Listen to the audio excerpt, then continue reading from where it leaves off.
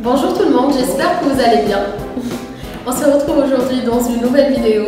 Comme d'habitude et à chaque vidéo, on fait un sondage et le sujet gagnant va être traité dans une vidéo. Donc le sujet gagnant était les difficultés scolaires des enfants qui débutent leur scolarité. On va parler de ça. On laisse Madame Sidi commencer. Pourquoi on a ce problème? Oui, pourquoi? Dès qu'on commence la scolarité, on a des problèmes scolaires, on a des retards scolaires, on a des échecs scolaires. C'est bizarre. À peine on commence et à peine on a des difficultés. C'est que justement, l'enfant n'a pas encore les acquisitions nécessaires pour faire sa scolarité. D'où les vidéos qu'on a faites déjà auparavant, qui sont pour préparer notre enfant, savoir est-ce qu'il a un bon schéma temporel, une latéralité, une bonne orientation, spatio-temporel, tout ceci, un langage assez consistant, d'accord, une bonne efficacité langagière, un développement psychomoteur assez, on va dire, assez normal, quoi, assez évolué, c'est-à-dire dans le sens où il peut tenir quelque chose de très fin, utiliser, le manipuler. Qu'il soit habile, équilibrer aussi certaines choses, et puis aussi maintenir une stabilité dans ses mouvements en général, une bonne coordination, exactement, et puis aussi terminer ses tâches. Quand il joue, il ne se lasse pas tout de suite, il change de jeu. Il ne change pas de jouer aussi tout de suite, il ne change pas de place tout de suite. On se lasse tout de suite de nos activités. On est tout fatigué au bout de 5 minutes. 5 secondes. On ne peut pas se tenir sur une chaise, même pas 10 minutes. Un enfant à 5 ans, il peut tenir, c'est-à-dire une activité et la terminer jusqu'à cela dépend de l'activité. Mais si j'ai un dessin, je le termine. Si j'ai un coloriage, je le termine. Des fois, le repas, ils arrivent à rester assis, à prendre leur repas dans la... Et donc, comment voulez-vous que cet enfant puisse intégrer l'école et fasse une bonne scolarité? Pire que ça, un problème d'attachement excessif à la maman, c'est-à-dire que l'enfant, il ne se sent pas en sécurité en dehors de c'est pas je ne parle pas de l'autisme, faites attention. Je parle de l'enfant qui aimerait bien rester dans son milieu de confort. Qui est attaché à sa maman. Sa maman, ou bien également à sa maison, à son lieu, où il a tout ce qu'il faut. Sa zone de confort. Il a sa zone de confort, il applique les lois qu'il veut, il gère ses parents comme il veut. Et comment voulez-vous qu'il conçoit que... Mais c'est le paradis. C'est le paradis. Et après, il est à l'école, la prof lui dit non, tu fais pas ça. Et ses copains, je ne sais pas, ils sont là, ils partagent les mêmes activités que lui, alors que lui, il est habitué à avoir tout pour lui, donc égocentrique. Tout ça, c'est pas évident pour un enfant qui passe au préscolaire. Pire que ça. Ce sera le choc thermique pour lui. Déjà, ça sera des pleurs. Vous aurez des pleurs, vous aurez, c'est-à-dire des refus. Et on a aussi des enfants qui ont d'autres soucis dans leur scolarité, qui est par exemple de tenir un stylo, un crayon et écrire. Parce que lui, il n'a pas cette motricité, il n'a pas cette stabilité. Les deux. Également aussi, il peut avoir un autre souci. Même si il peut écrire, tout est à l'envers. Tout est, c'est-à-dire, on va dire, le 3, il est à l'envers, le bas, il ne sait pas reconnaître aussi. Oui, il ne sait pas reconnaître aussi les lettres, c'est-à-dire que vous les avez... de travers? Pas de travers, quand ils se ressemblent, comme le B et le P par exemple, bas, ta, vous voyez, il ne sait pas pourquoi il y a la différence entre ces lettres. Et on peut avoir ce souci parce que l'enfant il n'a pas eu cette bonne latéralité, c'est-à-dire il ne sait pas vraiment maîtriser sa gauche de la droite et aussi l'orientation, c'est-à-dire que les deux sont très importants. On a aussi des enfants sans le savoir qui peuvent passer par des petites crises qui sont des crises d'épilepsie, mais c'est pas comme on le conçoit chez l'adulte, c'est-à-dire ils passent par des absences, par des oublis, et donc problème de mémorisation. Vous disent les parents, mais rien n'est... Cherchez déjà dans la prédisposition héréditaire, est-ce que vous avez ça? Parce que c'est un enfant aussi qui a convulsé, il peut aussi être ce genre de soucis, c'est-à-dire de mémorisation. Et puis aussi, on a des enfants qui se concentrent mal, c'est-à-dire au lieu de regarder, de bien se fixer sur leurs tâches, ils sont là à regarder partout. Donc c'est un problème de concentration. Toujours est-il, le problème de concentration, c'est un souci d'instabilité motrice. C'est un enfant qui bouge énormément. Et puis ça se règle. Tout ça se règle. Vous devez déjà faire attention à la maison. C'est-à-dire, il n'est pas concevable d'aller faire des cours encore supplémentaires pour un enfant de préscolaire ou première année, parce que le problème, il n'est pas dans le contenu c'est-à-dire du programme, mais il est dans ses capacités, il est dans l'incapacité de gérer tout ceci. Quand on dit cours, on veut dire les cours de soutien.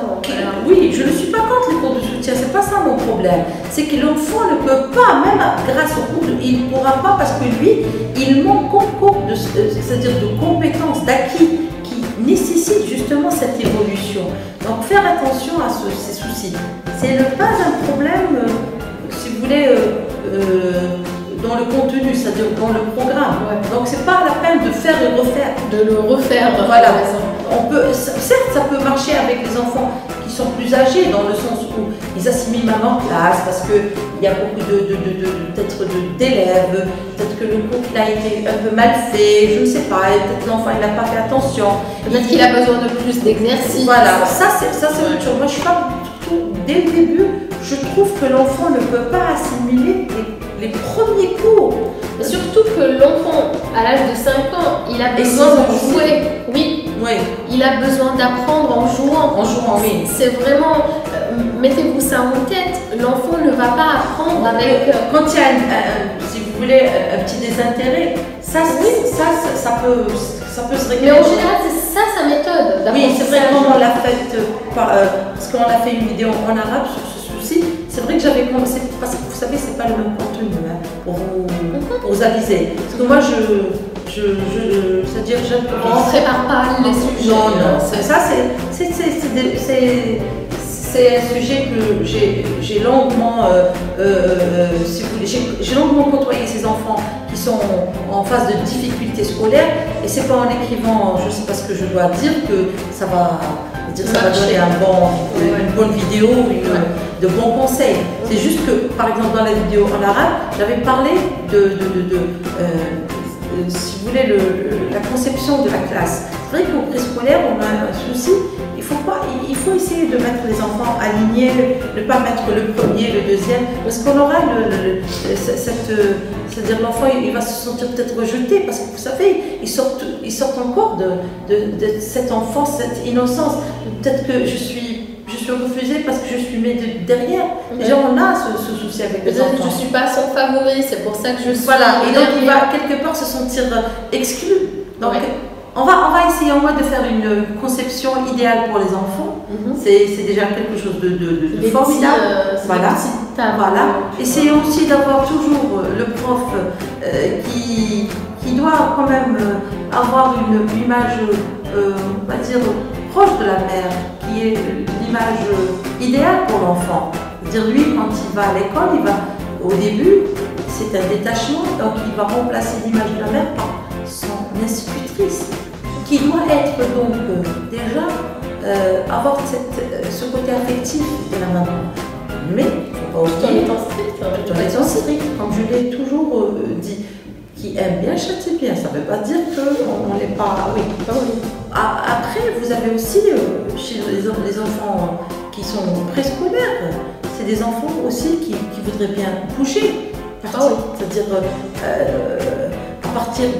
on va essayer à partir de certaines activités, créer cette ambiance où l'enfant peut quand même se déplacer, faire, je sais pas moi, la leçon en donnant des exemples pas trop abstraits mais palpables. Évident, palpables. C'est pour ça qu'on devrait avoir aussi une bonne conception de la classe préscolaire. C'est très important. Assez varié, pas très classique. Pas très classique. Et aussi emmener notre enfant c'est-à-dire dans cette expérience avec le plus de bagages possible, qui n'est pas lui avoir appris les lettres, lui avoir appris les chiffres, c'est pas ça l'essentiel. Il les connaît, il va les connaître par cœur. Vous savez, quand je demande à l'enfant, celui qui me fait le comptage, 1, 2, 3, 4, après je lui demande, le 1 il signifie quoi? Ce 1 que tu es en train d'écrire, des fois il écrit très bien le 1, il le dit très bien. Il sait après qu'il y a le 2. Mais ce 1, c'est quoi ce 1? Ça symbolise quoi? On appelle ça la fonction symbolique. Ben, ça symbolise deux choses, deux objets. Et c'est de là qu'il va apprendre le calcul. Il y en a beaucoup d'enfants qui l'ont appris comme ça, c'est-à-dire comptage automatique, mais ils ne savent pas ce que c'est. Et donc quand on passe au calcul, ça bug. Boum, le problème. D'accord? Donc il faut faire attention à tout ceci, c'est-à-dire c'est des prérequis qu'il faut toujours faire attention. Donner aussi à l'enfant au quotidien certaines tâches. Il faudrait l'habituer à terminer ces tâches, ces activités, à ranger ses jouets, et puis aussi à suivre les consignes. C'est moi qui gère, c'est pas l'enfant qui me gère. Lui donner aussi une responsabilité à la maison, même si elle est toute simple, même si je sais pas, la tâche dans laquelle il doit être journalière, oui. Il doit juste, je sais pas, ranger sa chambre, ranger vraiment d'une façon générale. C'est comme ça qu'il fera attention à ses affaires et à son cartable. Oui. Et puis aussi, je ne sais pas si on avait parlé de la visite. Oui. Non, on n'a pas parlé. Ah, c'est dans la vidéo en arabe, je m'excuse, ça commence à se mélanger un peu. Oui, franchement, personne ne pense aussi à prendre leurs enfants avant la. C'est vrai qu'on n'a pas cette culture, mais il faut y penser. Une visite ORL avant la scolarité. On peut avoir des petits soucis, un bouchon, du liquide, je ne sais pas moi, qui gênent l'audition, qui peuvent justement être une cause directe pour les fautes d'orthographe, pour la non-assimilation de certaines règles dans l'écriture, c'est-à-dire des mots. Ils peuvent ne pas entendre vraiment. C'est un sujet un peu compliqué. Peut-être qu'on développera plus tard. Parce que les troubles d'audition, des fois, c'est pas qu'on n'entend pas. Mais entre un tas et un tas, c'est vraiment c'est des traits distinctifs, très serrés. Et on peut avoir ce petit souci, c'est parce qu'on n'entend pas. Oui. Et donc, à l'enfant, il doit non plus, on doit être sûr que tout est bien. Pire que ça, après, on doit développer cette concentration auditive. D'accord? Vous avez aussi pour les dyslexiques, c'est-à-dire qui ont des difficultés à lire. Est-ce qu'on a vérifié? Parce qu'on dit, il ne reconnaît pas c'est-à-dire il ne peut pas lire, mais il ne peut pas lire. Il faut vérifier aussi la vision. Ouais. Tout ça, normalement, c'est des détails, mais. C'est vrai, on fait attention au vaccin, mais pas autre chose. Ouais. Je sais pas pourquoi ils ne sont pas dans le formulaire. Même pour les enfants qui ont du mal à s'asseoir. Non, à apprendre en général, et qui sont un peu lents et tout. Ben oui, le tracé justement, il faut voir dans les antécédents de l'enfant et de la famille. Parce qu'on a des épileptiques. Est-ce que l'enfant a convulsé? Est-ce que notre enfant il a fait une souffrance comme on l'a fait déjà dans d'autres vidéos? Tout ça peut justement entraîner des soucis de mémorisation, des soucis de compréhension, des soucis si vous voulez, que ça fait une différence entre un enfant qui a ce petit problème et un enfant qui n'a pas. Mais on peut le régler, c'est réglable. Faites attention. Ne dites pas que ça va passer. Quand il s'agit de scolarité, il faut être sûr que tout est bien fait. J'espère qu'on a tout. Oui, je l'espère aussi. Maintenant, je préfère. On a parlé des cours ou pas? Donc, pas la peine d'aller vers les cours de soutien quand on est un enfant de bas âge. Oui. C'est des soucis qui sont en relation avec les acquisitions ou bien des soucis un petit peu psychologiques qui sont très traitables, mais juste il faut ne pas mélanger entre, c'est-à-dire un enfant qui vient juste de commencer, on commence des cours de soutien. C'est pas ça. C'est pas ça. Refaire le même programme une deuxième fois, c'est pas la solution. Hein. C'est Ouais, pas la voilà. solution. Voilà. J'espère Qu'on a parlé de tout. Maintenant, c'est le moment où on vous propose deux sujets pour la prochaine vidéo. Voilà. Ils sont des. Si tu veux, C'est une continuité. c'est une continuité. Oui, c'est une continuité. C'est ce qu'on veut faire. C'est des sous-thèmes, quoi. Oui, c'est des sous-thèmes. Voilà, maintenant, la prochaine vidéo. Sur le refus. Les deux prochains sujets seront Le refus scolaire chez Soit- l'enfant. le refus scolaire, voilà, chez l'enfant, ou bien, C'est-à-dire les pleurs, tout ceci, je veux pas aller à l'école, hein, ouais, cette histoire. ou bien l'instabilité. L'instabilité motrice, Et- de là, le trouble de concentration. Parce que Le c'est trouble ça de qui engendre le trouble de concentration. Énorme problème. Ouais. Donc, ça sera des sous-thèmes de Tout ce qui est difficulté scolaire. difficultés scolaires et voilà, difficultés scolaires pour les enfants. Maintenant, je vous dis au revoir et à la prochaine fois, Inch'Allah. Bye. On va.